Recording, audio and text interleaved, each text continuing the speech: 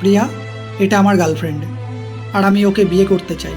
তোমার সাথে আমার জোর করে বিয়ে দেওয়া হয়েছিল, আমি কখনোই তোমাকে মন থেকে মেনে নিতে পারিনি। তাই আমি চাই না আমাদের এই সম্পর্কটা আর এগোক। তাই তোমাকে সত্যিটা বলে দিলাম। রোজ তাহলে দেরি হওয়ার কারণ এটা? ভালো লাগলো তুমি এসে সত্যিটা বলে দিলে। আর তোমার আমাকে পছন্দ না, কিন্তু দেখো 4 বছর বিয়ে হয়ে গেল, দুটো বাচ্চাও হয়ে গেল। তাহলে এই ধরনের সম্পর্কগুলোকে কি বলে বলো তো? যার মান থাকে, হুঁশ থাকে, সে মানুষ। তুমি ওকে বিয়ে করলে তোমার মান থাকবে, তোমার দুটো বাচ্চার কি হবে ভেবে দেখেছো একবার? তুমি ওকে বিয়ে করলে সবাই ওকে কি চোখে দেখবে ভেবে দেখেছো? ভাবনি। ভাবলে হয়তো বিয়ের পর আমাকে পছন্দ না ভেবে পরকীয়াটা করতে পারতে না।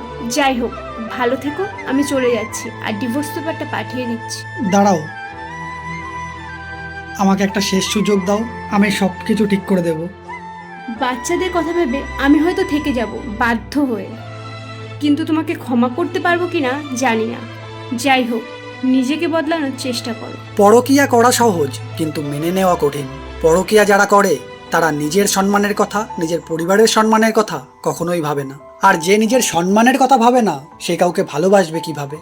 তাই পরকীয়া সম্পর্কে তুমি কারোর ঘরে গেলে বা তোমাকে কারোর ঘরে নিয়ে আসলে ভবিষ্যতে সে তোমাকে সম্মান করবে, ভালোবাসবে, এটা এক্সপেক্ট করো না। কারণ সে তো নিজের সম্মানের কথাই ভাবে না।